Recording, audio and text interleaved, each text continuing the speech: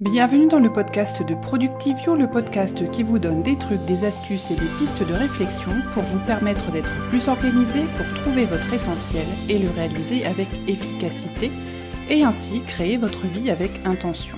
Je suis Priscille Livenel, animatrice de ce podcast. Vous retrouverez toutes les notes de cet épisode sur le blog productivio.com, rubrique podcast. Vous pouvez partager, liker ce podcast, mettre une note et une revue sur iTunes afin de le faire connaître. Vous pouvez aussi rejoindre la communauté de Productivio sur Facebook ou Twitter. Productivio est aussi sur la plateforme Tipeee et si vous souhaitez m'encourager, n'hésitez pas à le faire. C'est possible à partir d'€1 par mois et je vous en remercie par avance.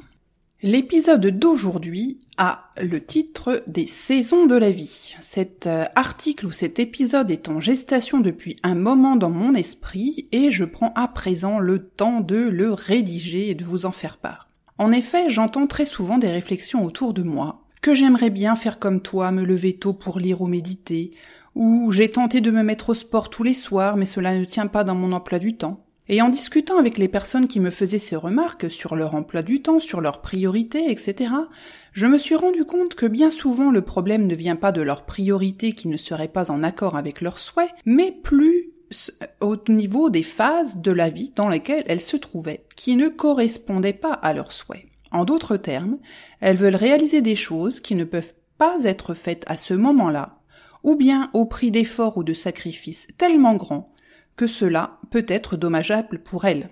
C'est un peu comme vouloir avoir des fraises dans son jardin en janvier quand on habite en France.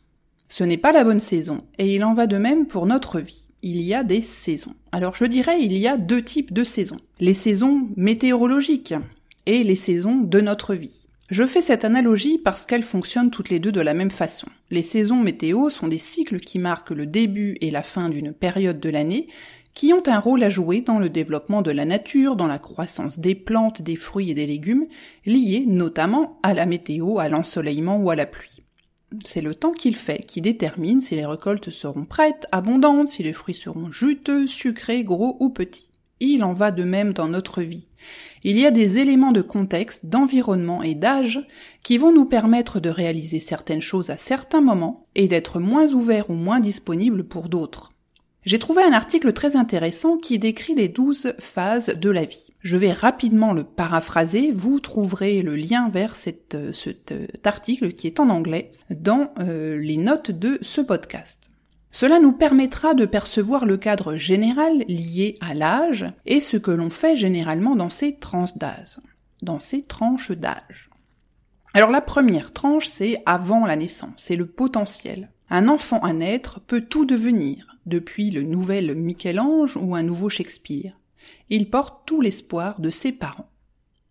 Phase 2, la naissance. C'est aussi celle de l'espoir. Quand un enfant naît, il apporte avec lui de l'optimisme et le sentiment que cette nouvelle vie apporte de la nouveauté et quelque chose de spécial dans le monde. Il apporte l'espoir que nous nourrissons tous de faire du monde un monde meilleur. La petite enfance, de 0 à 3 ans. C'est la période de la vitalité. Le tout petit enfant semble avoir une source infinie d'énergie qui vient souvent à manquer aux jeunes parents en manque de sommeil. À eux seuls, on a l'impression qu'ils alimentent le monde en vitalité. Laissons-les bouger, se défouler, marcher, courir, c'est la saison. La petite enfance, de 3 à 6 ans, c'est la période du jeu. Quand un petit enfant joue, il innove, il invente, il se crée des mondes. Laissons les enfants jouer et faire travailler leur créativité. Pas besoin de tablette ou d'écran pour cela. L'enfance de 6 à 8 ans, c'est la période de l'imagination. L'enfant développe la conscience de soi à l'aide des images du monde extérieur. Cette imagination sert de source d'inspiration plus tard dans la vie, notamment pour les artistes, les écrivains et les scientifiques. La grande enfance, de 9 à 11 ans, c'est la période de l'ingénuité. À cet âge, l'enfant a développé une large palette de compétences sociales et de techniques qui lui permettent de créer des stratégies et des solutions inventives pour faire face à la pression que la société met sur eux. L'adolescence, de 12 à 20 ans, c'est la période de la passion. Les changements biologiques de la puberté vont se refléter dans des passions émotionnelles, sexuelles, culturelles ou spirituelles. Le jeune adulte, de 20 à 35 ans. C'est la période de l'entreprise. Il faut le sens de l'entreprise pour un jeune adulte, pour faire face à de nouvelles et nombreuses responsabilités, comme trouver un travail, un logement, fonder une famille, se créer un cercle d'amis. Le milieu de vie, de 35 à 50 ans, c'est la période de la contemplation. Après avoir suivi pendant des années le scénario préécrit pour créer notre propre vie, les personnes en milieu de vie prennent du recul pour trouver une raison profonde à leur vie, leur travail et leur impact dans le monde. L'âge mature, de 50 à 80 ans. Période de bénévolat. À cette étape, on a élevé des enfants qui se sont eux-mêmes établis dans la vie, et c'est le moment de devenir un contributeur à l'amélioration du monde via des activités bénévoles, le volontariat, le mentorat et autres formes de philanthropie. Le grand âge, plus de 80 ans. La période de la sagesse. Avec une longue vie, on a acquis un large panel d'expériences qui peut servir à aider les autres. Cela peut aider à éviter de répéter les erreurs du passé tout en répétant les bonnes expériences. 12e étape, la mort. Ceux qui meurent ou qui nous ont déjà quittés nous enseignent la valeur de la vie. Ils nous aident à nous souvenir de ne rien prendre pour acquis, de vivre chaque moment pleinement et que notre petite vie fait partie d'un grand tout.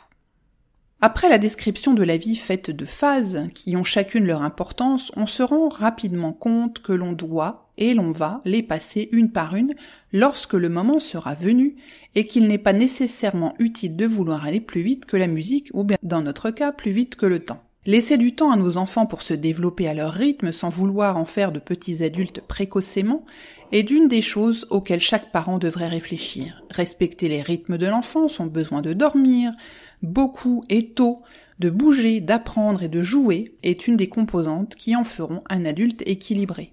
À chaque âge, ses contraintes, ses avantages, sans vouloir aller plus vite qu'il ne faut.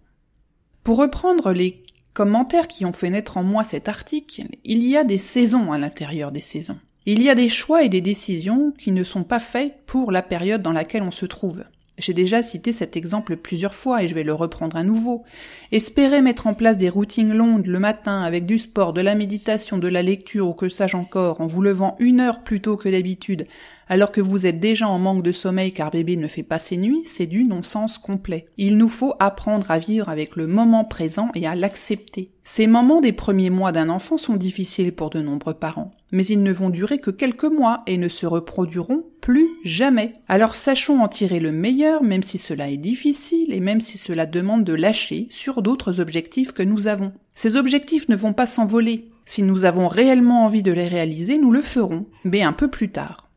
Nous sommes des générations qui veulent tout avoir en même temps et surtout tout de suite. Regardez ces personnes qui, à peine sorties de l'école, s'installent et en quelques semaines ont un intérieur mieux équipé qu'une famille installée depuis 20 ans. Pour certains, ils ont les moyens financiers de le faire, et tant mieux pour eux. Mais pour d'autres, cela se fait au prix de dettes longues et coûteuses qui vont les pénaliser pendant des années, voire des décennies. Tout cela pour ne pas avoir à attendre d'avoir les moyens pour avoir tout de suite. Mais cela ne s'applique pas qu'aux dettes pour avoir un intérieur au top. Il en va de même pour d'autres aspects, comme mener de front une carrière, une famille et une vie sociale satisfaisante. Tout cela est possible, mais pas nécessairement à la même vitesse. Et tout cela aussi dépend essentiellement de ce que vous mettez derrière vos objectifs. Est-ce que ce sont nos propres objectifs de vie ou bien ceux que nous pensons que les autres voudraient que nous ayons? Sommes-nous sensibles à ce que pensent les autres de notre façon de mener notre vie au point de nous mettre une pression incroyable qui nous pousse à vouloir tout faire en même temps? Comprenons-nous bien que tous nos choix entraînent des conséquences et qu'il y a des compromis derrière chacun de nos actes?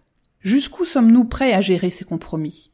Quelle est notre échelle de valeur pour chacun de nos objectifs? Prenons-nous en compte la saison de vie dans laquelle nous sommes et pas celle dans laquelle nous aimerions être? La vie professionnelle, la carrière, cela n'a pas forcément à avoir une croissance linéaire. Il peut aussi y avoir des hauts et des bas, conséquences de choix que nous ferions, mais qui ne nous empêcheront en rien de poursuivre notre chemin, peut-être avec une voie moins directe, mais qui atteindra le même objectif final. Alors au moment de nous fixer des objectifs, assurons-nous que ce sont bien les nôtres. que nous ne sommes pas influencés par les opinions des autres, quels qu'ils soient, que ces objectifs correspondent à la saison dans laquelle nous sommes, que nous sommes prêts à en assumer les conséquences en pleine conscience et sans que cela nous prenne la tête, signe que nous ne serions pas en phase avec nous-mêmes, que nous sommes pleinement conscients que ce qui convient à autrui ne nous convient pas forcément et inversement, qu'il y a des moments de la vie qui ne se reproduiront plus jamais et que si nous les manquons pour toujours. Que nous avons très clairement défini nos propres priorités et que nous n'allons pas nous laisser distraire par des sujets secondaires, que nous prenons en compte les saisons et aspirations des personnes qui partagent notre vie et que nous avons discuté avec eux des conséquences pour eux. Cela me rappelle un week-end que j'ai passé il y a quelques années en Vendée. Nous sommes partis à 5 en bord de mer. Pour moi, ce week-end, c'était du dépaysement, la plage, du bon temps. Mais j'ai vite réalisé que j'étais accompagnée de fous de sport qui voulaient absolument tout faire à la vitesse de l'éclair. Ainsi, nous avons beaucoup joué au géocaching ce week-end-là dans le but de découvrir la région. Mais l'un des membres du groupe avait un tel esprit de compétition qu'il voulait absolument trouver toutes les caches de la région. À peine nous étions arrivés à proximité de la cache qu'il fallait se dépêcher de la trouver sans même prendre le temps de découvrir l'endroit où nous étions.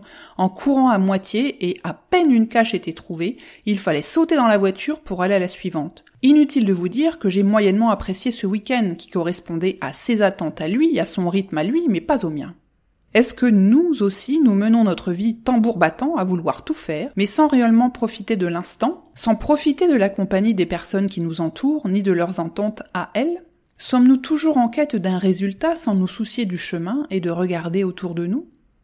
Ce sont des petites pistes de réflexion. Elles sont un peu en résonance avec un précédent podcast relatif à l'équilibre.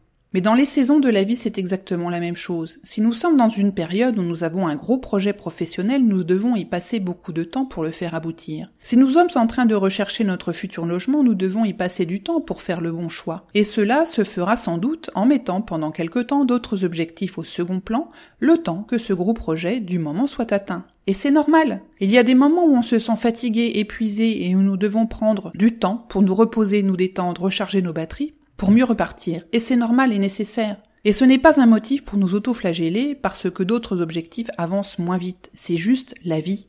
En l'acceptant, nous vivrons pleinement chacune de ces phases en y accordant le temps et l'attention nécessaires. C'est comme cela que nous pouvons profiter des instants précieux de notre vie et que nous pourrons éviter des regrets plus tard.